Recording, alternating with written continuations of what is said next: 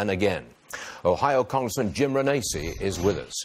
Sir, do you have any idea how we can keep guns out of the hands of mentally disturbed people? Well, good morning, Stuart. And first off, the real issue is, as the president said, we've got to start looking at the signs ahead of time. And I think that's really a key. But we also have to start strengthening our rules when we're talking about mental health. We've got to understand that there are a lot of people that when we're talking about mental health issues, we got to keep guns away from people with mental health issues. So we got to strengthen that as well, too. I'm a big believer in that. Congressman, that might mean was taking the step that we breach the privacy that exists now between a therapist and their patient. Are we going to breach that privacy so we lay it on the therapist and say, you got to give a warning, you got to tell the police? Well, I think in the end, there's got to be some safety issues that we got to decide about. And when it comes to the safety of our children and our grandchildren, look, I just had 3 children all graduate from high school and K through 12, now out of college. The last thing I thought about when I sent them off to school was that somebody was going to go there and shoot individuals in that school. So we do have to come up with protections, but some of this is obvious. Facebook, some of the trends that we have, all of this obvious stuff, we've got to start looking at it. We've got to be willing to say, call the authorities and say, there's a problem here. I just keep having to go back to this. We've got to keep guns out of the hands of mentally disturbed people. We've got to do that.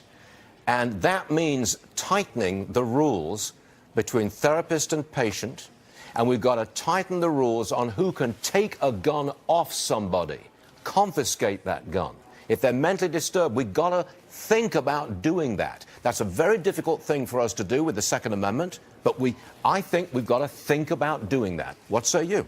Well, first off, you're assuming that everybody with a mental illness is going to a therapist. There are a lot of people with mental illnesses that aren't going to a therapist. Sure. This individual in Florida quit going to a therapist. So there's another example where we got to look at the other signs. Yes, there are those that are with therapists, but how about all the other signs? If you look at his Facebook page, I didn't, but there should be some way. In fact, as a businessman, I was thinking we got to come up with a model that starts to look over all the social media and pick up these issues and then says, hey, we got a problem. That's probably going to be the next best invention coming forward, because that's a necessary thing for our country. Congressman, I'm going to move on and talk about your position. You're on the Budget Committee. I want you to take a look at a Fox News poll.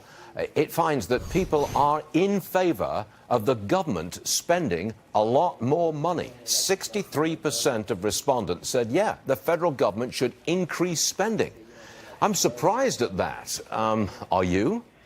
Well, Stuart, I'm not surprised at that, because what I tell everybody is when it's other people's money, everybody wants to spend it. I'm a big believer that if Americans had to write a check every month, if the federal government sent a bill to the American people every month and said, here's what we spent last month, you need to cover the bill, I think that poll would change drastically, because then people would say, wait a minute, it's my money you're taking, I'm not going to spend it. And that's what we really have to get Americans to realize. It's their money we're spending. Look, all we're doing is burdening our children and grandchildren, and as we spend it, someday we're going to have to raise taxes on our children and grandchildren. Shame on us. Shame on us for continuing to do it. What do you make of the president's suggestion of an extra 25-cent per gallon federal gasoline tax as a way of paying for the infrastructure program? Well, Stuart, 2 years ago, I put out a bill. I do believe we need a user fee. I said that if nothing else, let's index the user fee, which is in a gas tax, and then let's force Congress to do something. If there is a better idea, if there is a better user fee, let's find it. What I found in my 2-year investigation was the best user fee was the one attached to the gasoline. Now, some people will say, well, wait a minute, there's electric cars. You know what? There's not enough of them right now. And the government has to be willing to do what's necessary today. And as electric cars and gas-operated cars change, then we got to change with it. That's the problem. We don't change here. We have a tax code that was 35 years old. We have regulations that are 35 years old. We've got to be able to change with the times. So can I interpret your answer as yes, a 25-cent extra gasoline tax is okay with Jim Renacci?